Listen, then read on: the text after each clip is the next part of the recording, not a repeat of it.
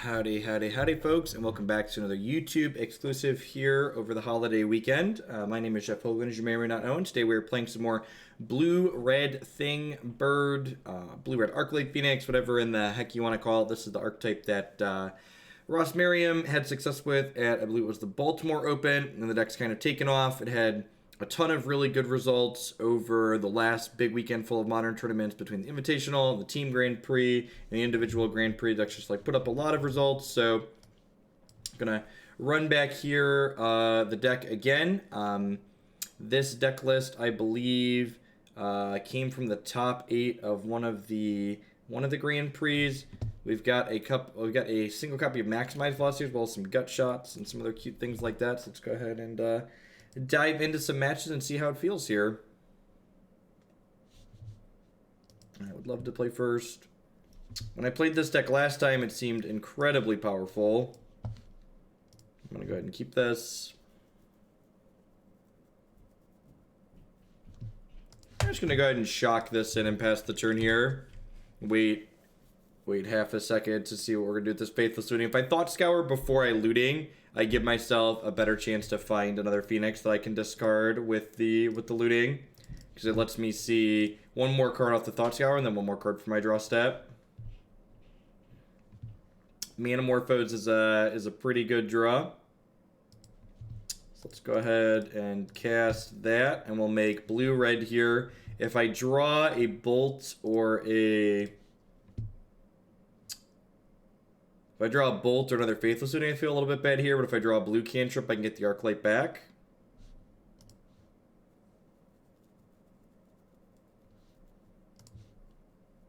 Perfect. So I can discard this. I can discard this extra land. I can go ahead and cast Opt here. I can bottom this land.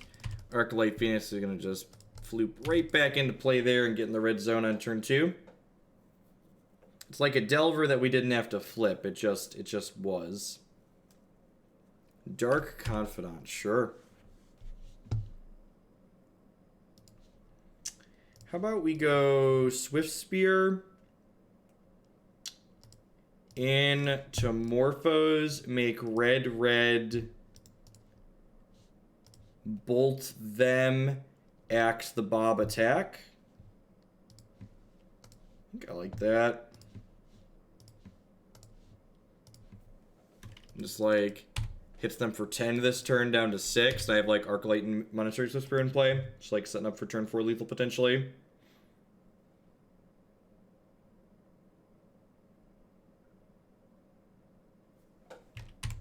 The souls, they linger. That's a pretty good one.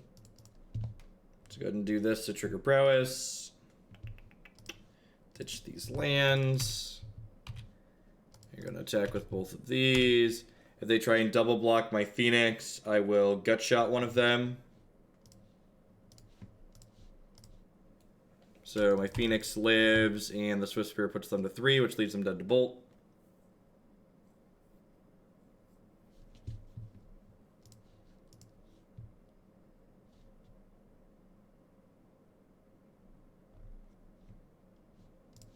Sure.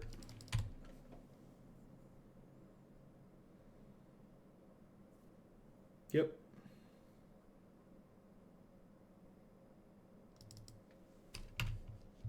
Just gonna go ahead and attack with both of these, I think.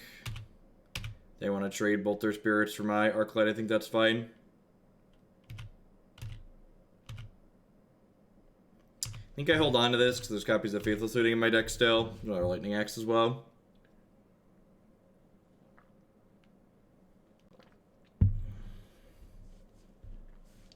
I've got 5 cards left. Woof. Alright, let's... So we like to call a good draw in the biz. That's what we like. That's what we like to call a good draw. Rawr, grr, grr, arg. Alright, so main deck Campbell. Rails here for the fair matchups as well. I think I'm gonna trim these lightning axes. Maybe this velocity is kind of filler, and I can get rid of that too. I think I just want... Is this too many Abrades? I don't know. Killing Dark Confidant and what's his name are pretty important. This doesn't kill Campbell's. Maybe I trim that one. This seems fine. I don't think the Spell Pierces are here for the interactive matchups. If I had to venture a guess, they're here for the faster combo decks. Maybe Dispel's okay though. This hand's okay. I could potentially get into a little bit of trouble if they have a turn 1 discard spell and I take my Serum Visions and I brick off. There's a chance we just don't really play Magic this game. Okay, sweet. Opponent's taking the conservative line and picking apart our threats. They brought in Surgical Extraction and are surgically extracting my Thing in the Ice. Sure. It, like, feels bad to lose my Thing in the Ice here, but at the same time, my opponent is technically just 1 for 0 themselves, right? Like, I'm never going to be able to draw a Thing in the Ice out of my deck, but that Surgical Extraction put my opponent down a card without putting me down a card that I've actually drawn this game, which is very relevant.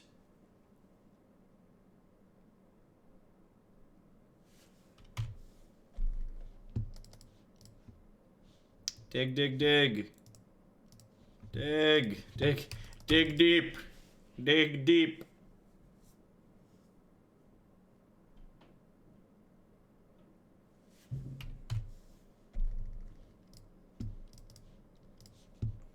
Morphose first here, I think. Just try and give myself the best chance to hit my land drop. Perfect.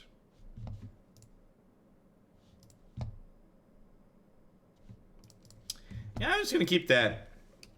I'm pretty much subscribed to the school of thought that if you can cast a Manamorphose on something like a Thalion in play, you should probably just, like, always keep the Manamorphose in these decks that play it. Just, like, getting an extra thing in my graveyard is just, like, good with Crackling Drake, right? Collective Brutality, sure. And again, like, my opponent's, like, putting themselves down cards. So, they're at 20, but, like, you've only got 2 cards in hand. I'll cast this Morphose first and see where I end up at. Make blue-red. Oop, almost misclicked on a green there. That would have been bad.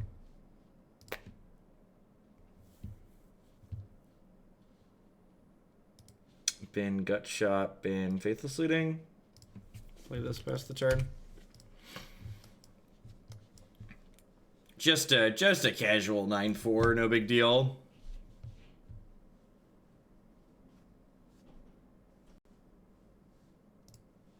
Sure.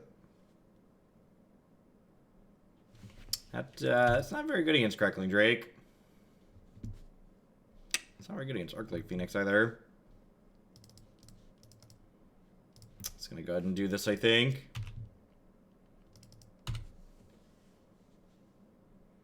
Alright, no Path to Exile is good for us.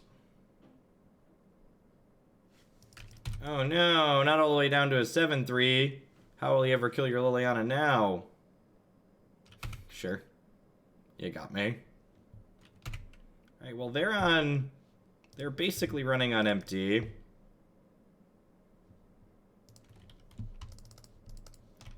I get to kill their Liliana this turn. And they've Shambling Vent versus my Arclight, my hand, and my 2 Faithless Lootings. So I'm in a pretty good spot at the moment. Yeah, come on, little Shambly boy. Drew, step on into my office.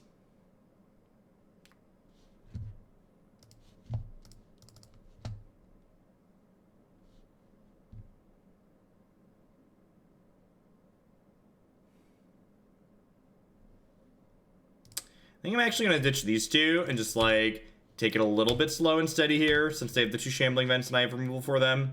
Just, like, plan to cast this other Arclight Phoenix next turn for mana. Sure.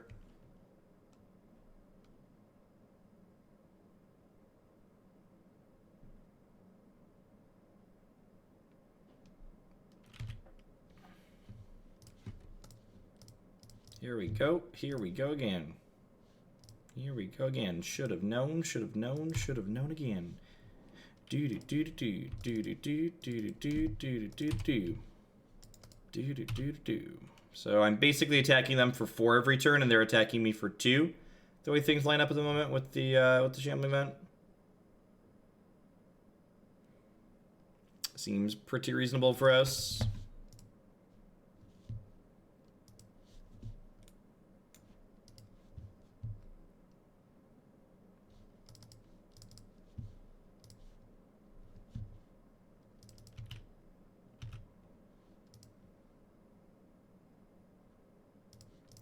I send one at Sorin and 2 at them. They'll probably trade with the one going at Sorin, but I think that's fine.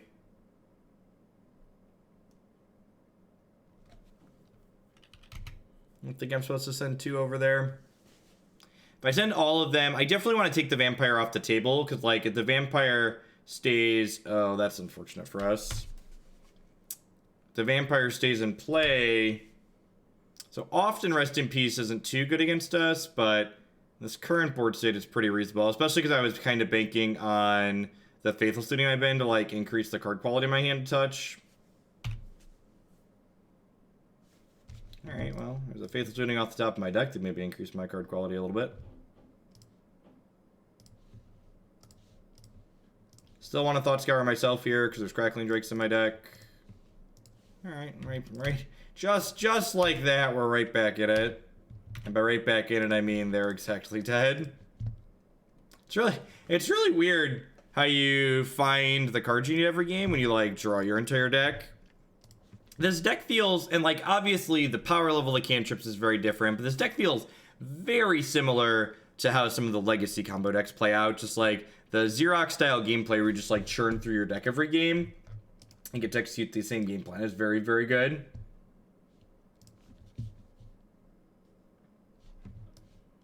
Sure.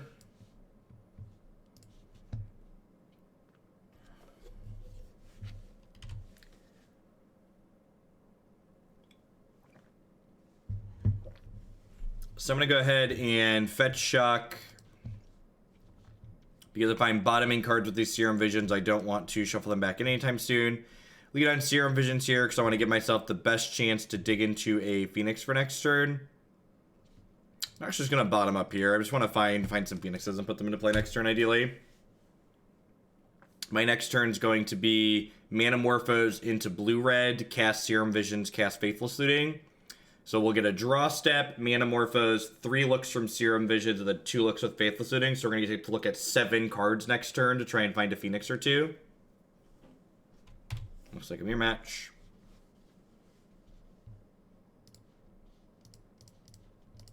A lot of looks at birds.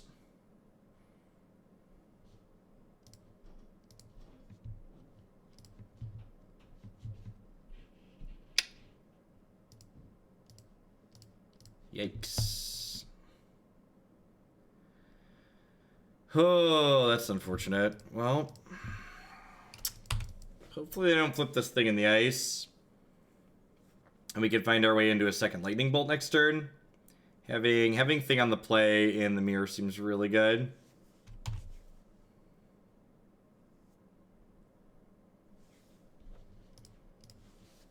I'm gonna avoid fetching for a hot second because I've put infinite cards on the bottom of my deck.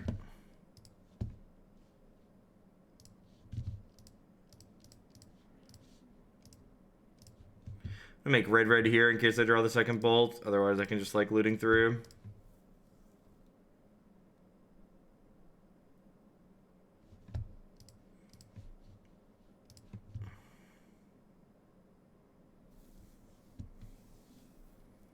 Well, I mean, I found the second bolt, I guess.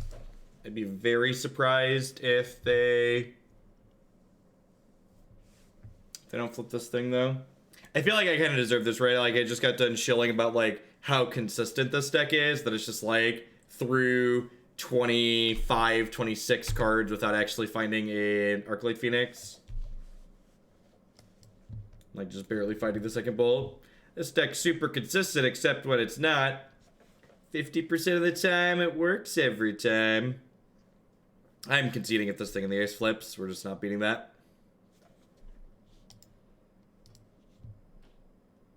We have 2 lightning axes in our main deck, too, that we could have found to kill this thing in the ice. Forgot about those ones.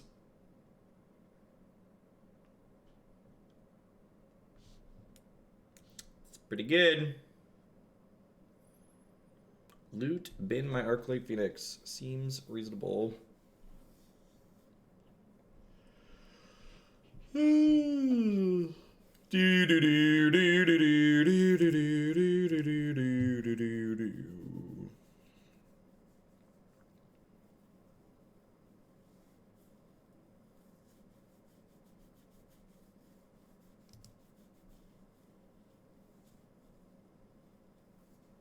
Tank, tank, tank. Is that actually lethal? That's actually lethal, right? It bolts me to 12. It Jace Friend's Prodigy using the red bolts me to 9. Flips the thing for 7. Arclight Phoenix attacks for 3. Just actual factual lethals. Gut shot's pretty bad in the mirror. Surgical extraction seems fine. Submit. Don't really have extra ways to deal with Thing in the Ice in the sideboard. Like, maybe you could argue for bringing Ral in, but he's like a really expensive answer. By the time he answers Thing in the Ice, the game should mostly be figured out, I think.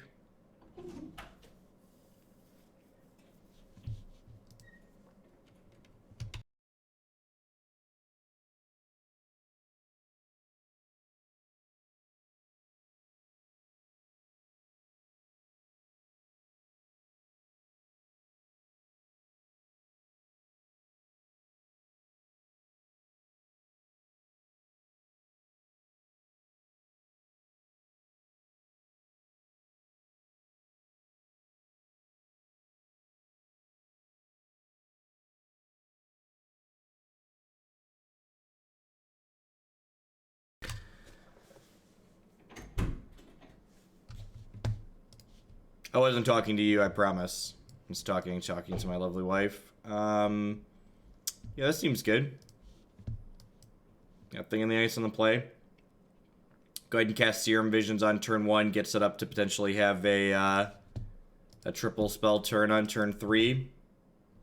Maybe even quad spell if we find that Manamorphose. Definitely bottoming the land. Am I interested in keeping the Lightning Axe?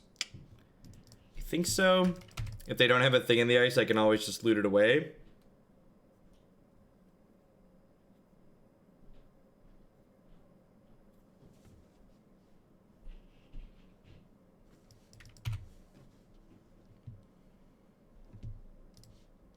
I'll go Island TT. So good chance we can flip the thing over next, or put the Arclight Phoenix into play next turn, but like we probably can't flip the thing. So, like, if we're putting the Arclight into play but not flipping the thing, that's a little bit awkward. Because then the Arclight's just going to get, like, bounced back to our hand down the line. So I think I'm actually just going to put this into play tapped. Lightning Axe this past the turn. And then just plan to flip the thing and get the Arclight back next turn. Seems like a reasonable plan.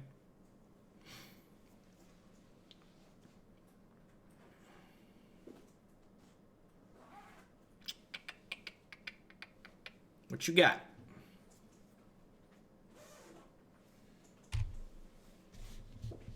Maybe I should not auto pass to bluff Spell Pierce, but I don't think anything they're doing is probably going to be too impacted by that. Maybe it could keep them from like casting a Lightning Axe for a turn. They're probably going to be pretty forced to like pull the trigger on Lightning Axe though, if they have it. 'Cause otherwise, the thing's going to flip next turn, and it'll be a runaway, similar to how it ran away with the game on their side of the table last time.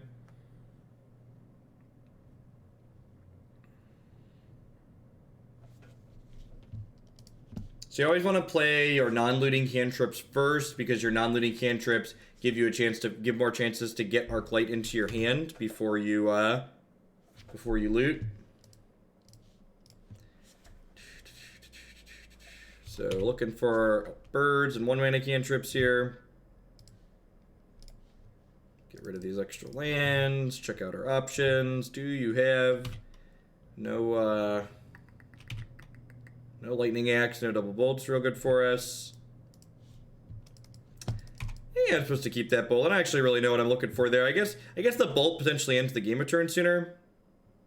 They have a surgical extraction, sure. So it didn't matter that I didn't find more birds. This Awoken Horror is going to get him with the 2-turn clock. I have a Lightning Axe to clear through a potential blocker along with Izzet Charm.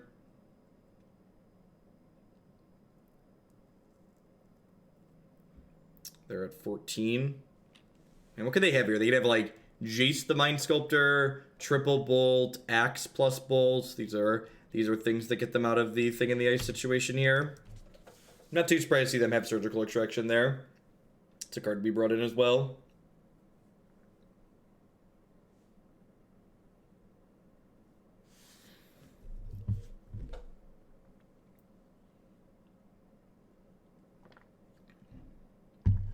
I guess a big Drake could theoretically block, but the Lightning Axe means that that's a non-starter for my opponent. Not that they know that.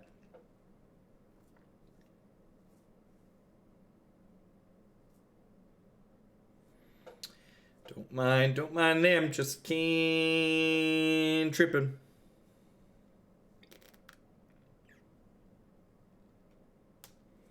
I guess they could put multiple Phoenixes into play as potential blockers here.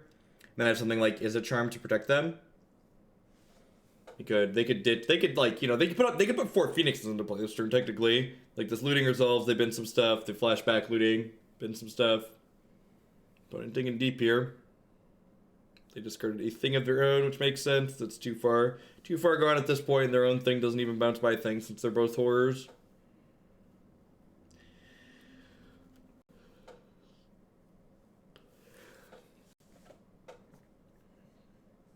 Just dig for some Arclights to block here.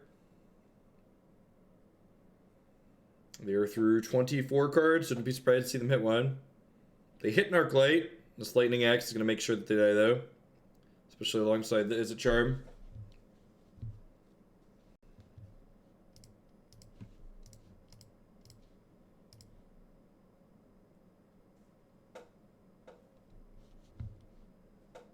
Alright.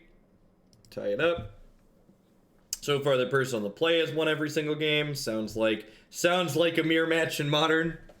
Person on the play has won every game. All right, yep. That sounds like a linear aggressive mirror. I guess we're a little bit not linear. We're a little bit interactive there.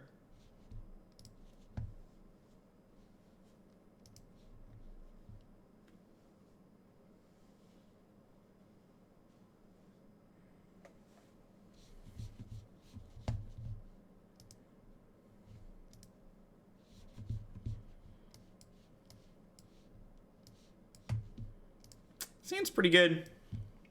There's a hand capable of break serving. It probably starts with Monastery Swiftspear. It likely also involves the ability to kill a Thing in the Ice, which this hand does not currently have. Oh my god, I just clicked. You like how I clicked up and then clicked back? I was like, oh good, I got it. Nope, just missed my point. Alright, when I lose this game with them at 1.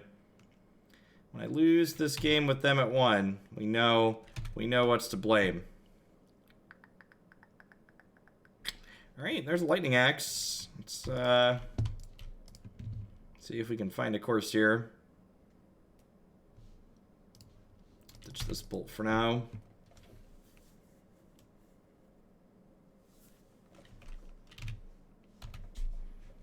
How many control cards are in their hand? A lot, you think?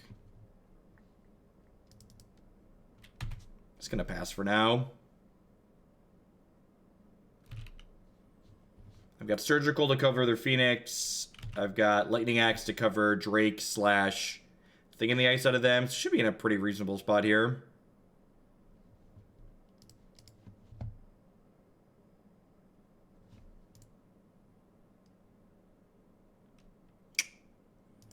I want to land.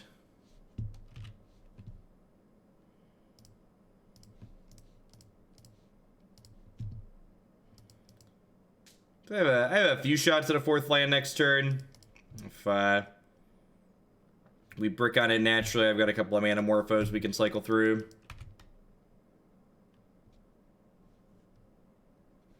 Perfect. Leave the Morphos later as a surprise for later. this into play, draw a card. Another Lightning Axe feels good. Lets me clear out their better threats, see if they have an axe of their own for our Crackling Drake.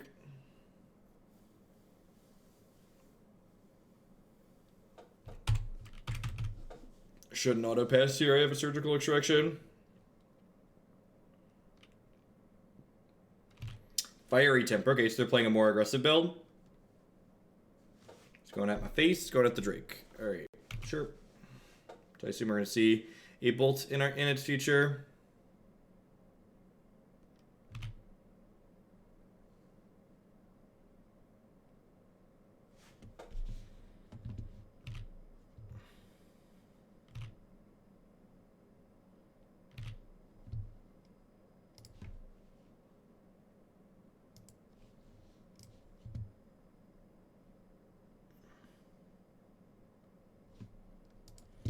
Opt plus Spirebluff Canal. Sounds good.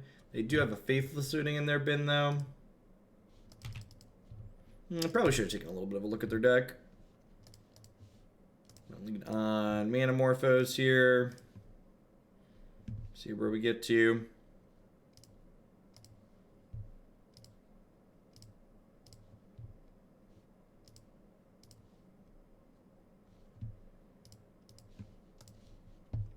So, with their Phoenixes gone, I think I just take their Faithless Lootings away.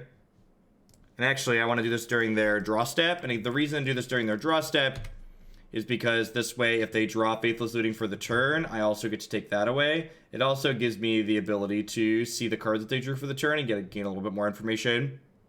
So, Crackling Drake feels bad.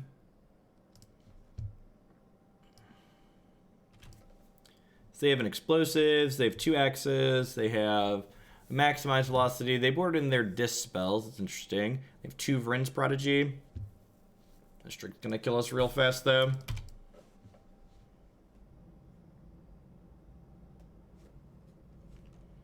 It is a 7/4. It's actually kind of funny. I made this 3 larger, right? By surgically extracting the Faithless Lootings. This is a monster which I have helped create. It is my fault. I did this.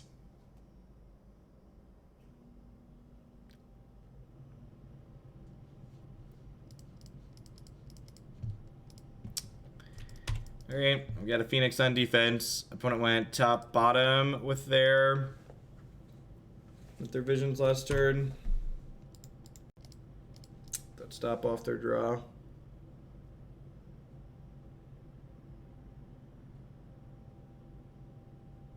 Woof. Probably gonna need to chump block this.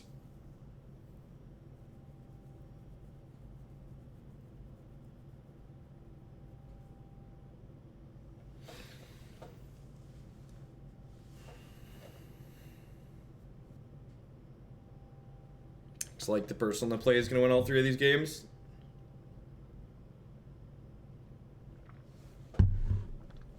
I don't think I want to go to 4. Leaves me dead to a bolt. Or another copy of Fiery Temper.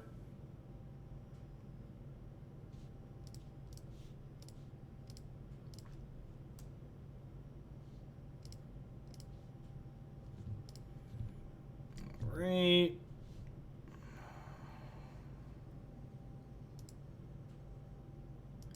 So I can top that. I can maximize velocity of their Drake, ditch the Arclight.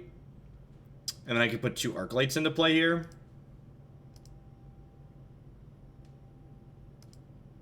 Seems pretty good for me.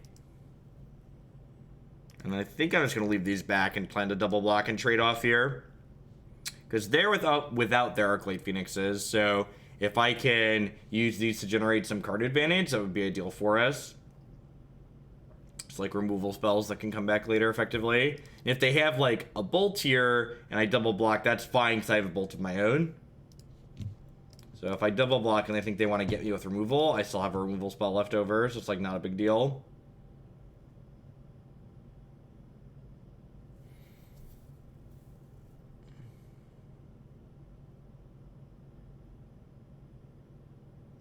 I got a lightning axe out of them, sweet. And you want to let damage happen before you bolt their thing, and the reason for this is, if I bolt it before damage and my opponent has another removal spell, I'll be able to, they drew a Dispel. Vomit.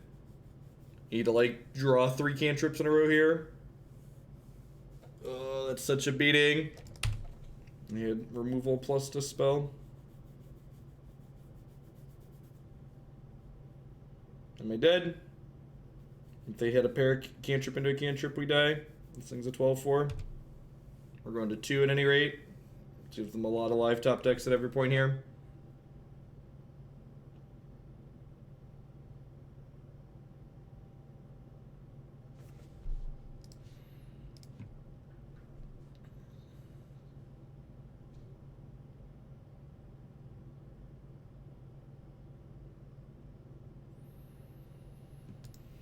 Yep, that's the zero-outer. Yeah, can't be too upset losing a mirror on the draw, right?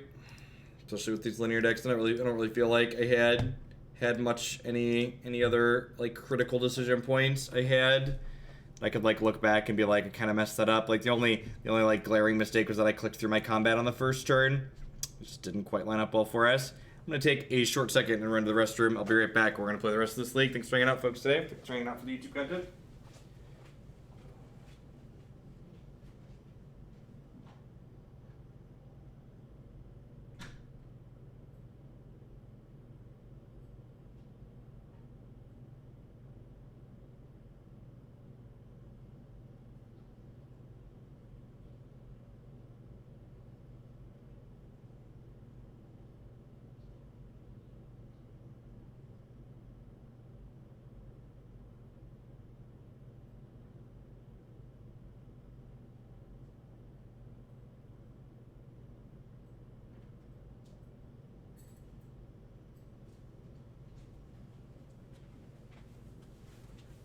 Alright, let's dive into the next one here.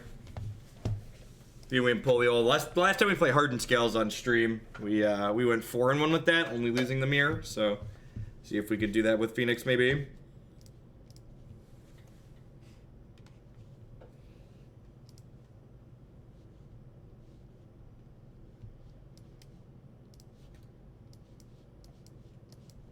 This seems fine.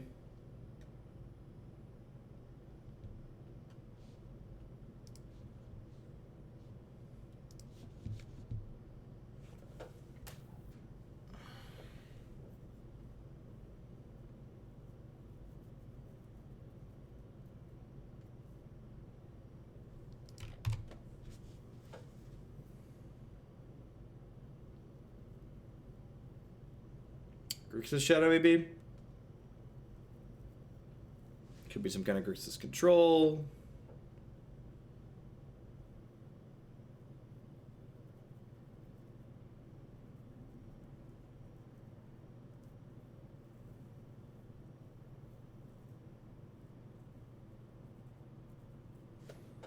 So they want to take this one. You're not surprised to see Manamorphose go there. If they're Grixis Shadow, they probably don't really care about this Lightning Bolt, and Manamorphose could, like, help me get through to more cards that could maybe be relevant in the matchup. Thinking the Ice is an excellent pickup there. For those of you taking notes at home, you'll note that we cleverly left the 2-drop that they would like to take away on top of our deck, so that way they couldn't take it with the discard spell there. Just true professionalism.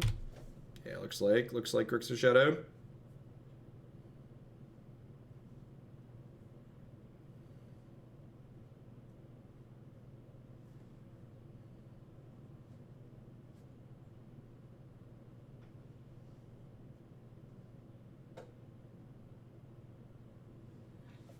Do more discard spells wait in my future? Of course.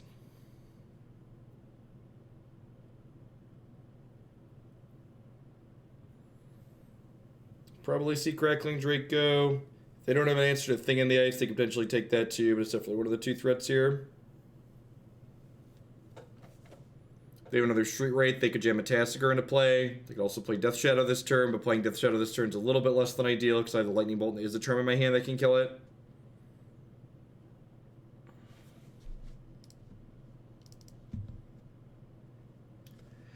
Concerned by health total here, small about opponents that can be aggressive, so Having the ability to take a couple extra points could be good.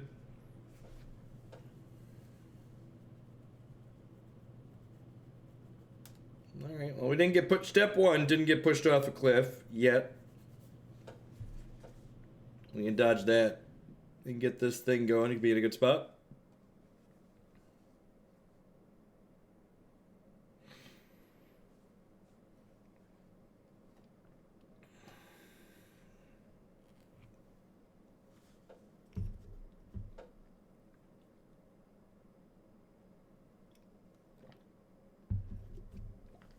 Okay. I assume this thing in the ice is dead, right? Like, there's no way you just, like, delve your entire yard if you don't have the thing in the ice dead.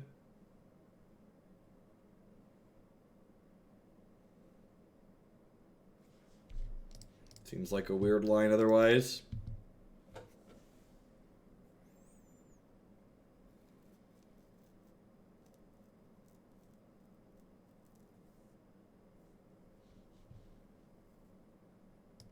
Okay, maybe they don't have the fatal push. They're just like hoping to like push through here. Weird. Pass back for now. The old stubborn denial. You're opt deal. You've negated my cantrip. I guess as someone who's forced brainstorms before, negate the opt. Not quite the same level. Had to spend a mana, and it was an opt, not a brainstorm.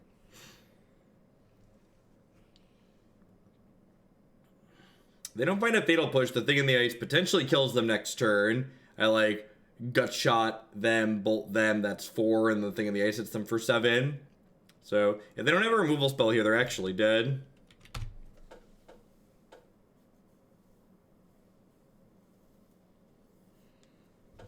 I mean, it's not like I'm not here to not kill them, so let's get my loot on.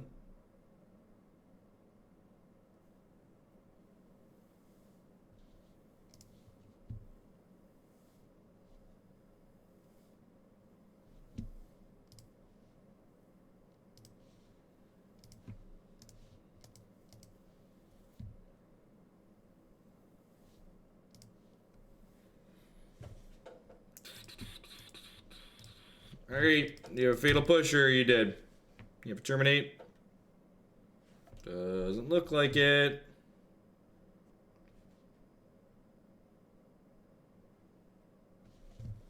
The old Exexies. This archetype definitely feels just a lot more trim than the, what's it called? The Jeskai Thing Ascension deck that we played for a while and played recently in one of the exclusive videos. Just like the angle that Arclight adds to the archetype is just really huge. Just like having this recursive threat that's also quick. Crackling Drake's also very impressive. Just another way to close the game out. But fast thing flips. Lots of cantrips, a little bit of aggression. Reminds me a lot of the Jeskai Thing deck. Like this deck like has the best things the Jeskai Thing deck was doing, but then also adds another angle axis of attack with the Arclight Phoenix. That's okay, not amazing, but fine. We don't really know what this hand is yet. This hand's very good against discard spells, is what it is actually. It's like which cantrip would you like? These are all of my things. You may pick one of them, and the rest are going to turn into other things.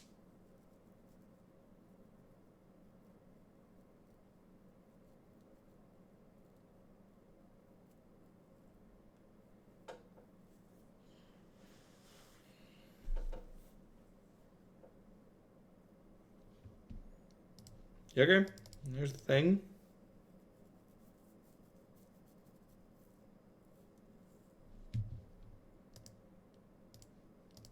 Top the crap out of those. So next turn we'll go Spirebluff into Thing in the Ice, and then the next turn we'll go Opt, Mountain, Faithless Looting, Bolt, bring the Phoenix back.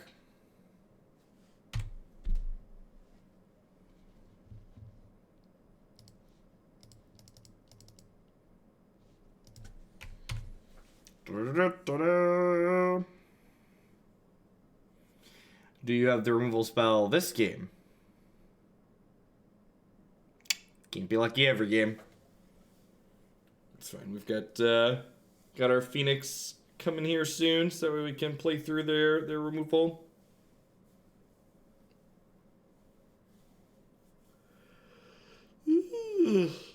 Oof, it's up late last night.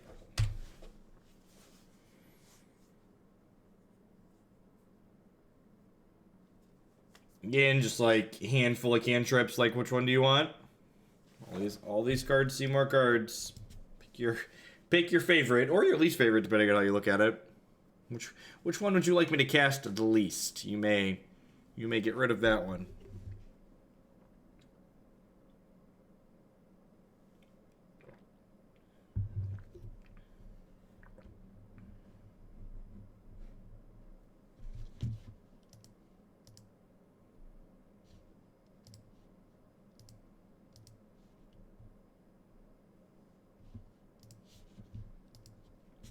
Took my opt, sure. So I think the losing of the opt means I'm going to go ahead and cast Charter Course here. Oh, you know what? This is a mistake. I should have played the mountain so I could get soft stubbed here. I should have played the land first. Not punished, but I could have been.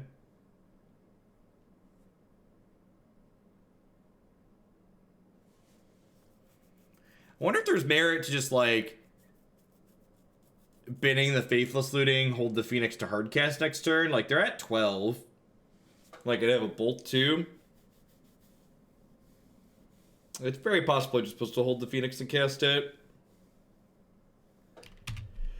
I chose not to cast the Faithless Looting. Excuse me. I chose not to cast the Faithless Looting last turn because the Faithless Looting helps me set up a 3-spell turn to get the Arclight Phoenix back on the next turn.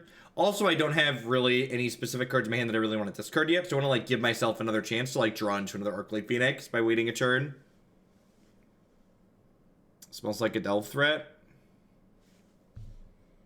Mulled over Liliana the Veil. I guess that technically kills Thing in the Ice, even if it's not fantastic against Arclight Phoenix.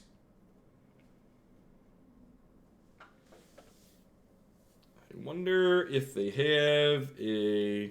what's it called? I wonder if they have a Stubborn Denial. If they have a Delve threat and don't have a Stubborn Denial, this Lightning Axe just like cleans it right up. And again, I'm going to wait till my next turn to play the Lightning Axe because the Lightning Axe can be one of my 3 spells towards getting my bird back. And I would really like to get my bird back. My bird is wonderful.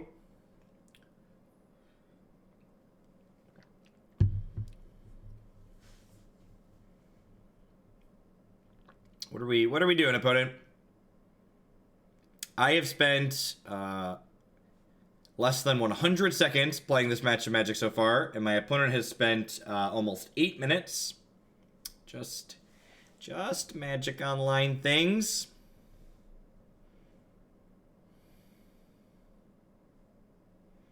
Are you disconnected? Am I disconnected?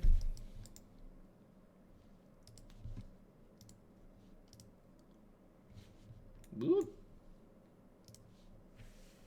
Oh, opponent. Please, opponent, please. I have to go live soon. I wanted to get this done before that happens. Got some standard to stream this evening.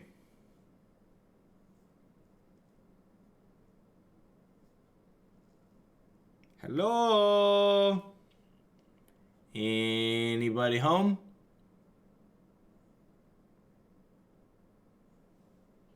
Hello?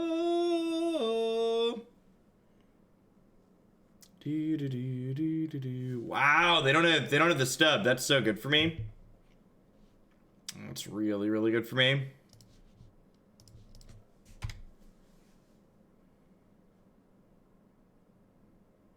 So, they could have the stub. They have another land. Okay.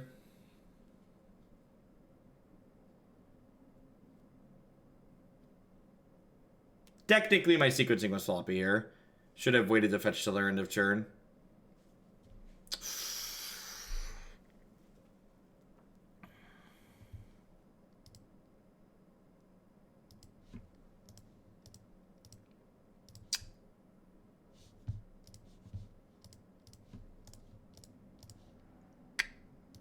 It's a really good draw. Hiya!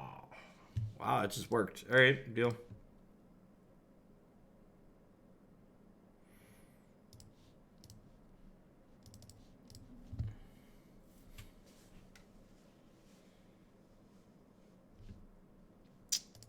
You know, just gonna leave that on tap.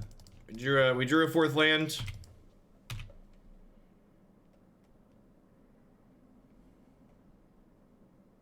They crack this fetch land. It means my 2 Arclights are lethal next turn.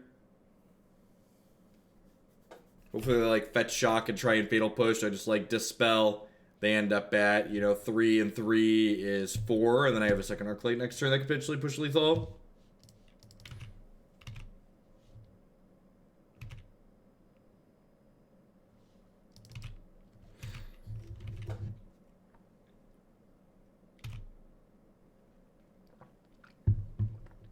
All right, your move. They cast like an Opt or a Thought Scour or anything like that here. I'm just gonna dispel it. Just use my mana when I know I have a 4 mana card coming off the top next turn that's gonna cause me to tap out. Backs it in. All right. Well, we're 2-1 against non-mirror matches. Literally have not lost a game other than the 2 that we lost in the mirror. So you know that bodes well. This deck felt really good when we played it last time. I don't think it is a mistake that this deck has been putting up a ton of results. Very consistent.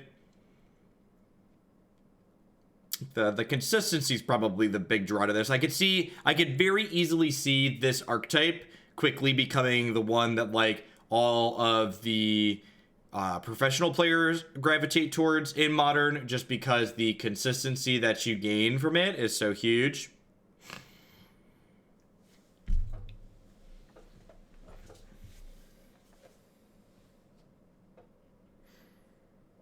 In relation to some of the other, a lot of the other archetypes in Modern, you know, they're doing something busted, but like they don't do that busted thing all the time. Whereas like this, the power level's like the power level's at 8, but the consistency's at 10, whereas, you know, something like KCI might be the inverse of that. With the 8 and the 10 in the different spots.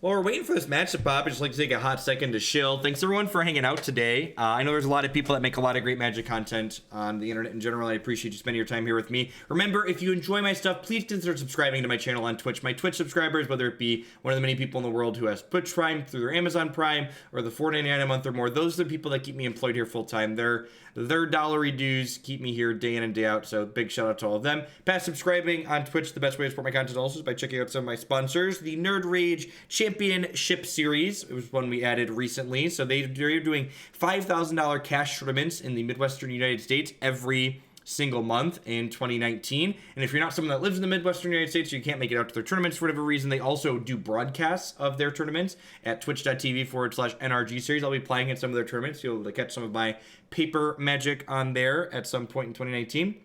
Cardsphere.com. Love to turn your cards into other cards direct to their players. There's no haggling. They just take 1% fee off of the top. They also just recently dipped into having a draft simulator on their website. So if you enjoy Limited, definitely want to check that out. InkedGaming.com. I'd love to help you customize your gaming experience using code Jeff12. You can save 12% on custom playmats, mousepads, binders, and bags with them. You can upload your own custom artwork or choose from a wide range of custom artwork that they have on their website. And of course, thanks for dropping by, Hoaglandia. I know you appreciate everybody that drops in our little slice of the internet here. Magic Online is taking its good sweet time pairing us here. Almost 3 minutes in the queue. Oh no! What happened to the Modern queue? It used to be so fast. Do.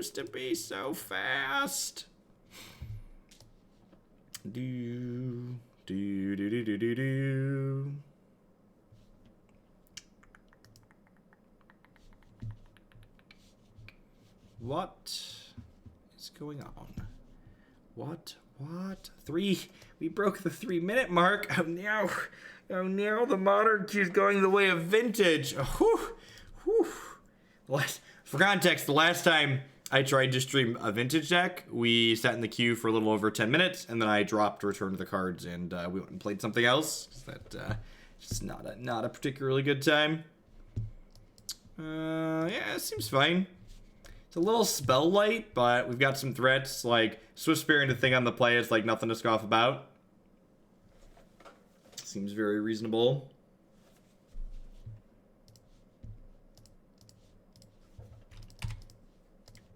Look at that. Didn't click through my combat on one. Moving on up in the world. Another Scalding Tarn mirror, huh? A lot of turns here today. All right, that's a pretty reasonable draw. Like, remember, these Arclight Phoenixes will like come back from the graveyard if you cast a bunch of spells. They do also just have a casting cost, right? It's just like casting this card for 4 mana, especially in some of the more fair matchups in the format, is just like very, very reasonable. Scalding Tarn into basic mountain, huh?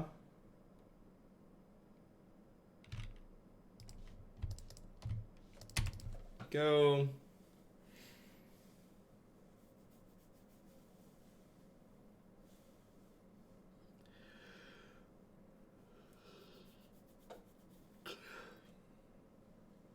Could be another mirror. Search for Azcanta. Probably not a mirror.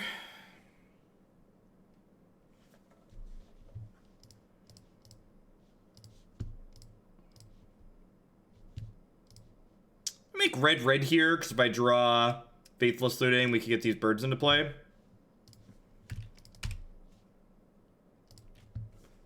Great. Well, here's hoping to draw an untapped land next turn. Band a Flooded Strand. So probably Jeskai control.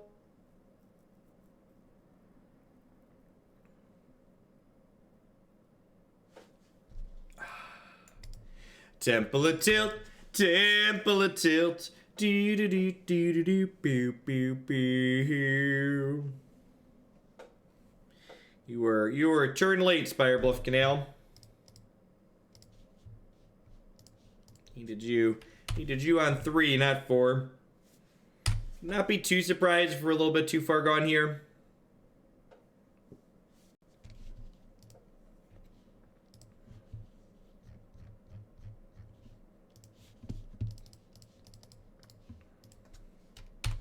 The fact that I just, like, have a bunch of Arclight Phoenixes naturally could maybe be the saving grace, depending on how many more paths and Snapcaster paths they have.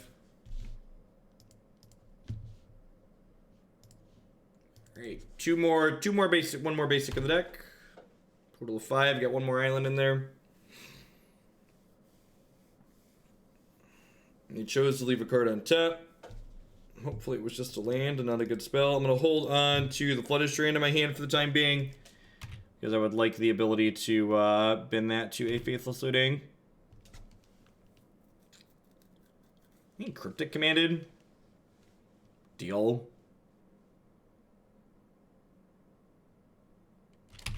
Seems like an okay exchange for me. Lets them flip over the search for Azcanta, though.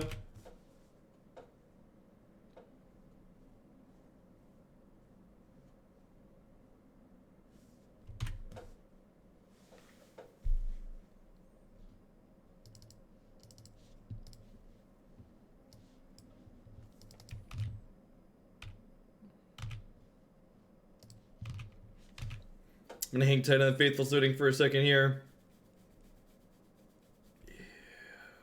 Yeah, we're pretty dead, aren't we?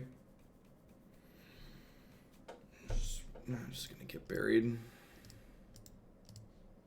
It's like lost two of our 4 recursive threats. That's our best way to power through. Let's get some of these medium cards out of our deck. Gutshots and lightning axes out. Rail, Dispel, Spell Piercing. Pretty clean.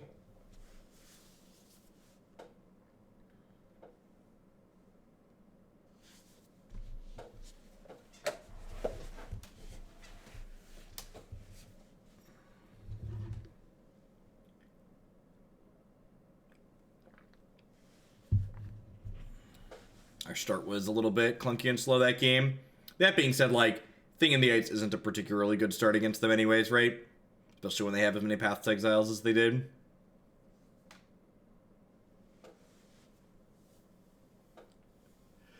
This is definitely a matchup where you kind of wish you had more Monastery Swiftspears, but at the same time you just like don't really have room to fit more non-incident sorceries into the deck. You just like need to maintain a certain critical mass to flip your thing in the ices consistently and like make your Arclights come back.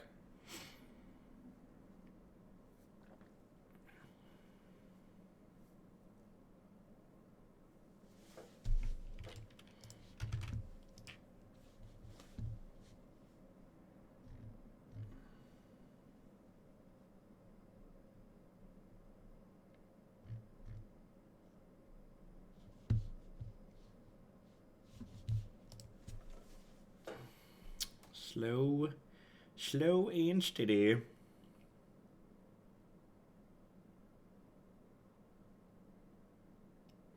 Waiting for Magic Online players to make decisions. Do. I think this is a keep. So, like, the problem with Faithless Looting in hands like this is Faithless Looting is card disadvantage, right? Like, it's a card that puts us down a card.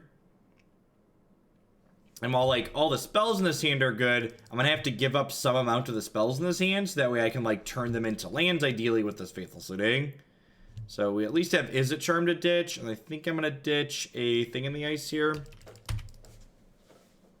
So we got 2 shots to find a land next turn, and then we have Manamorphose to hopefully propel us from there. Faithless Looting gives me a better shot to land this turn, but I think I'm supposed to... wait on it. Because, again, I just, like, don't really want to get rid of any of the spells in my hand. So if I choose to Faithless Looting onto there, I'm going to have to, like, get rid of another spell if I hit a land. And I really want to keep all these spells. They were going to help me win the game, hopefully.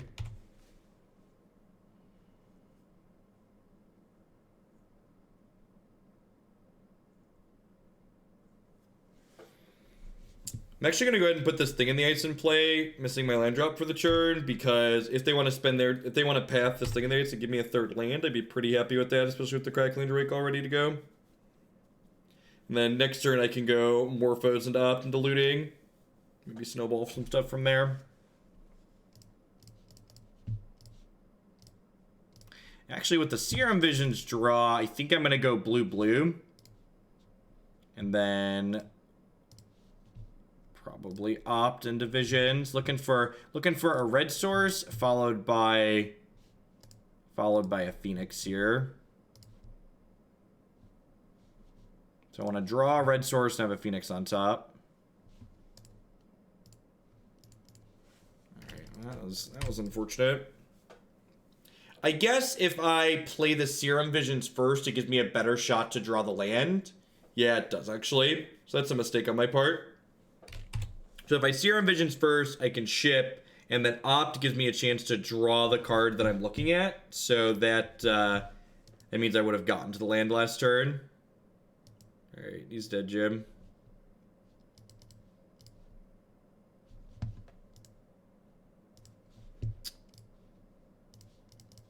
Which if I'd have gotten to the land last turn, we'd have maybe been able to play Crackling Drake this turn. Do I even want to go to that? I don't think I do, actually.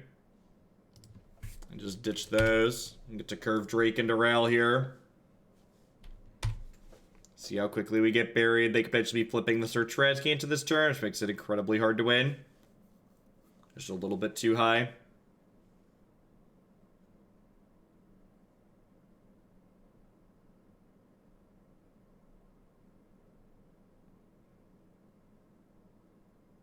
I'm gonna play until at least they answer the Crackling Drake and the Rail, I think.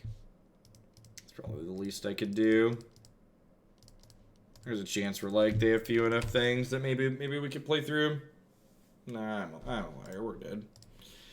We're dead. And again, this is why Jeskai feels so bad to play against. Is like when when you've lost the game against a deck like Jeskai, and this is something we talk about in Standard a lot, actually, too. This just applies to control decks in general. When control decks beat you a lot of the time, the turn the game is over isn't the turn that you actually lose the game. Like, you get to sit there and, like, flounder and flop around against control decks for as long as you want a lot of the time because they fail to close. But they put you in the chokehold, and then you just get to flop around until you're ready to tap out.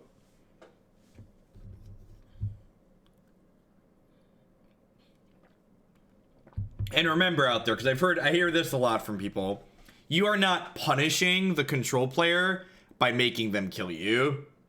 Only person you're punishing is yourself. Control players are the type of people that like to sit there and draw cards and activate their Teferi and their Azcanta every turn, so by not conceding, you're actually giving them exactly what they want. So if you want to spite the control player, don't make them kill you, concede. That's how you spite the control player. You take away their ability to sit there and draw cards, and that's the real punishment.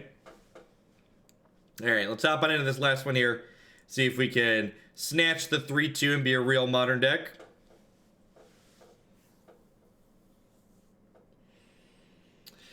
This is, again, like, decks put up a ton of results. It's doing something that's pretty powerful. It seems reasonably consistent, but everything's a 3-2 deck in this format. Just reasonable, consistent, powerful doesn't mean it's that much better than anything else that's going on. So, people often ask, I'm diving into Modern, what do I want to play? And the answer is always the same. It's just like, find that archetype that you enjoy, find a deck that seems sweet within that archetype, proxy it, playtest with it. If it feels good, then get that deck. There's just so many choices. Modern's a format where you kind of want to customize it to the player, as opposed to, like, coming in and just being like, okay, I want to play this format, what's the best deck? Because the best deck, yeah,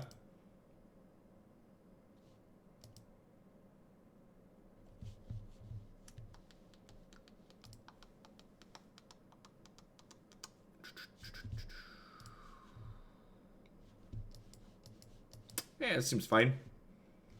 Probably not going to Faithless Looting on one, because I don't really have anything that I want to get rid of yet, necessarily.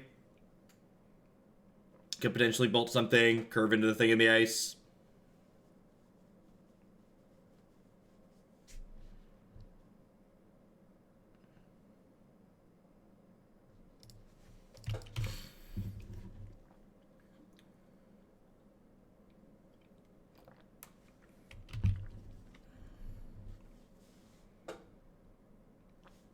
Alright, guide me the way, Gabo.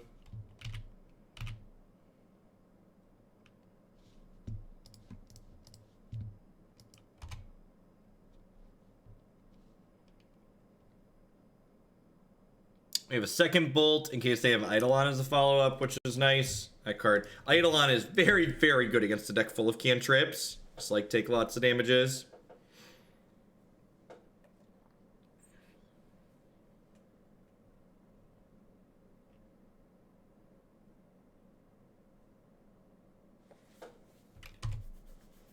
They have double one drop here, sure. Get to block Goblin Guide, take one off the Tailor. Perfect. We drew a land. Love it.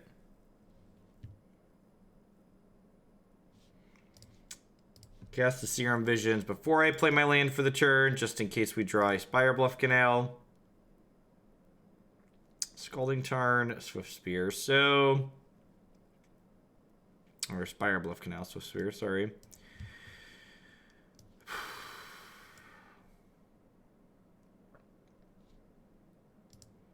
I think I want that. I think I'll keep that. I'm going to play the Scalding Tarn. I'm actually just going to go ahead and pass the turn here.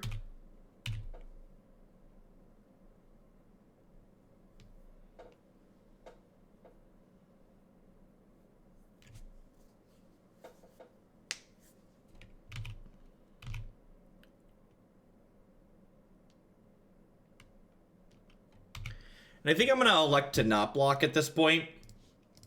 Just because I would like to not have my thing in the ice die to a lightning bolt when it's gonna get pretty close to flipping over.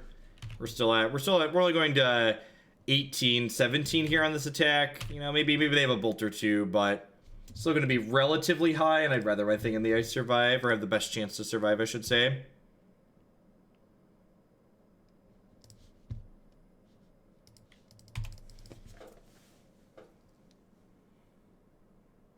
Even Eidolon? Deal. Even Eidolon? You know what I have? I have 4 mana spells. And they're wonderful.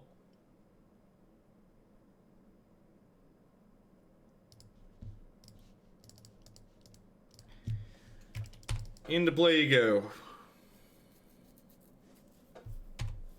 Next turn probably be like tapped Canal, play Arclight Phoenix.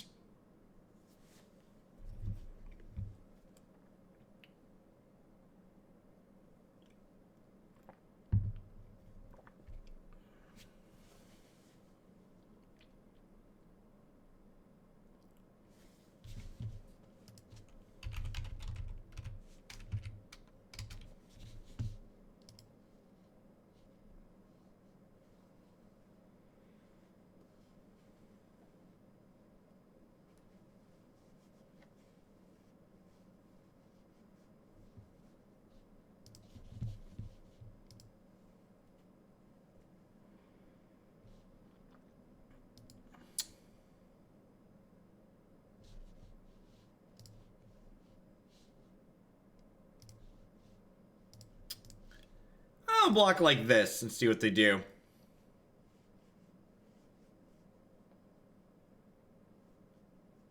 They want to like bolt this and like 2 themselves to kill through it. I think I'm okay with that.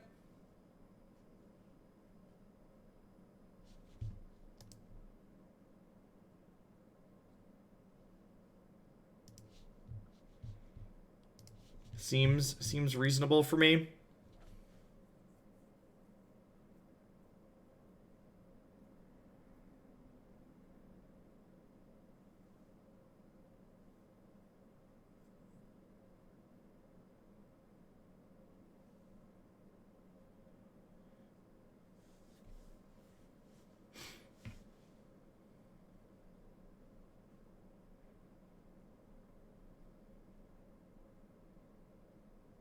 Sure.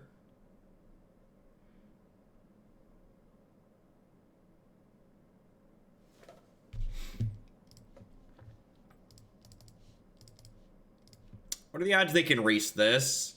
Probably 0, especially with the Eidolon in play. Because like any spells they cast to race this, attempt to race this, deal damage to them. They need like a bunch of lightning helixes from here on out. If they draw like all 3 lightning helixes, maybe they could race me. But without drawing a giant pile of lightning helixes, they're very dead here.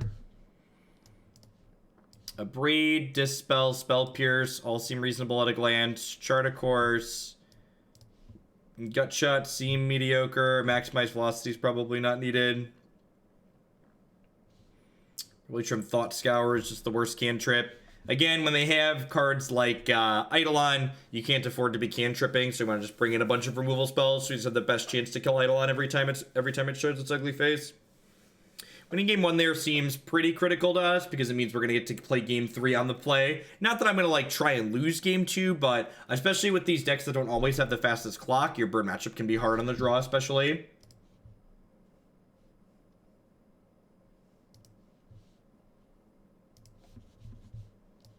This seems fine for me. Has a bolt, has a spell pierce, has a cantrip to find some lands. No play on 1 from them is great for us.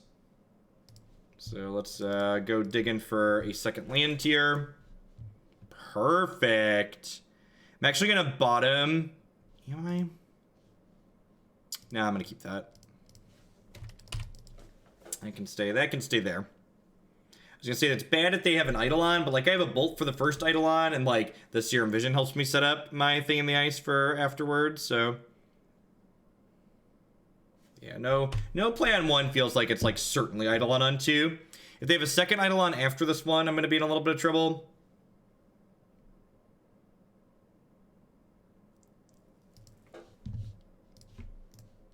I think I'm gonna play another card this turn. I don't really have anything I want to discard with the looting. I could potentially spell pierce something next turn depending on what they play.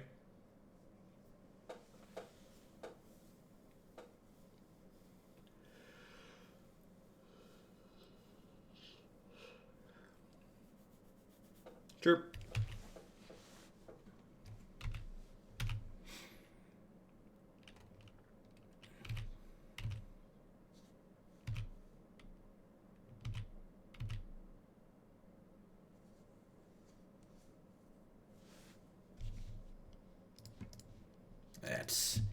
That's a good spell pierce. Delicioso spell pierce. When the pierce hits the charm, do do do do do do do do do do. Do do do do do do do do do do do do do do do do. I would love both of these cards. Thank you for asking. I appreciate you.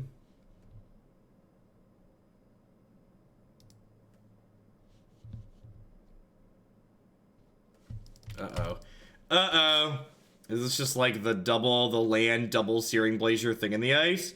Woof. Woof. Alright, I think we're into, Izzet Charm, your Goblin Guide territory here. Because I don't want to block with this other thing in the ice, because there's a real chance that it would just die when it blocks, and like I need a way to close the game out.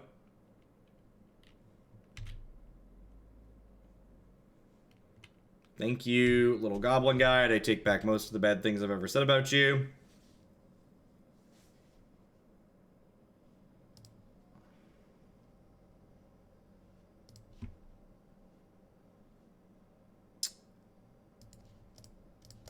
They're both doing 2 this turn. And then I get to block either of them next turn anyway, so that seems fine. It's a good draw. So I get to do this. We're gonna have to fade for a turn here.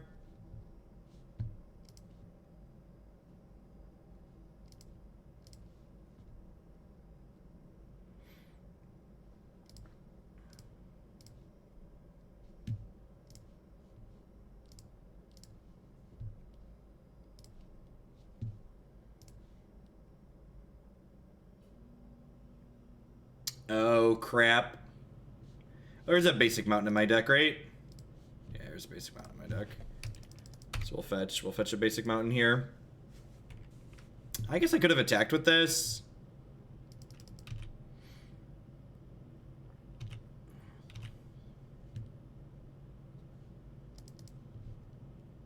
Yeah, my sequencing there was bad. I should have bolted the Goblin Guide before casting the Faithless Looting, because once I'd cast the Faithless Looting, this had gone down to 1 counter. I couldn't attack it with Summoning Sick, duh. Once this had gone down to 1 counter on it, I couldn't bolt anymore because the bolt was going to send it back to my hand.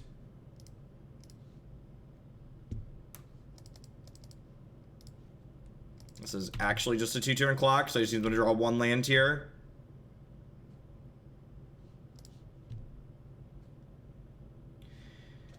Actually, if I keep the Arclight Phoenix at home, I can beat them drawing another Goblin Guide or Monastery Swiftspear. And they're still dead next turn regardless, so there isn't a huge reason to attack with Arclight Phoenix. Unless we play around next thing, so I just need them to draw a land or a haste creature.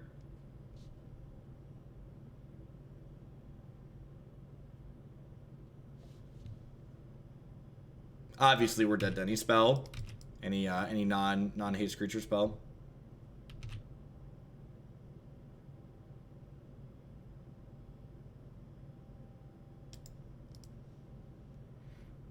I like how they saw Spell Pierce and then like sequenced their stuff so they died. I guess this makes sense because it gives this haste, right? Okay, so they beat Spell Pierce there still.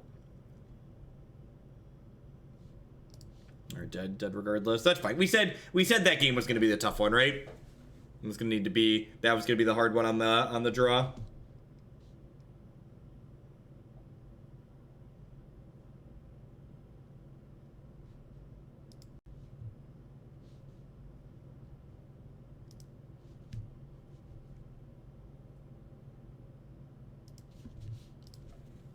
Onward, upward, backward, forward. This will be the last one of the last game of the video set today. Thanks everybody for watching.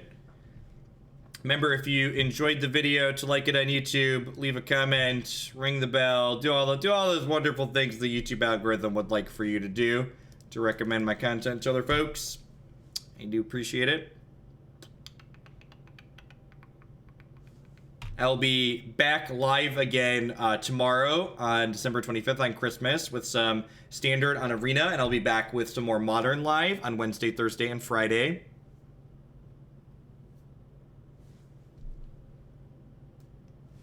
Alright, so I'm going to go ahead and play the Spirebluff Canal, then plan to Abrade this Goblin Guide, and then Weep on the inside when they play Eidolon afterwards. Since I don't have another removal spell for that.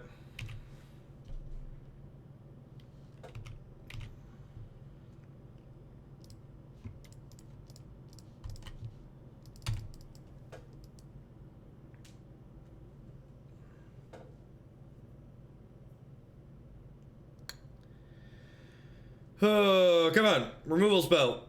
Removal spell. That's probably means we're dead.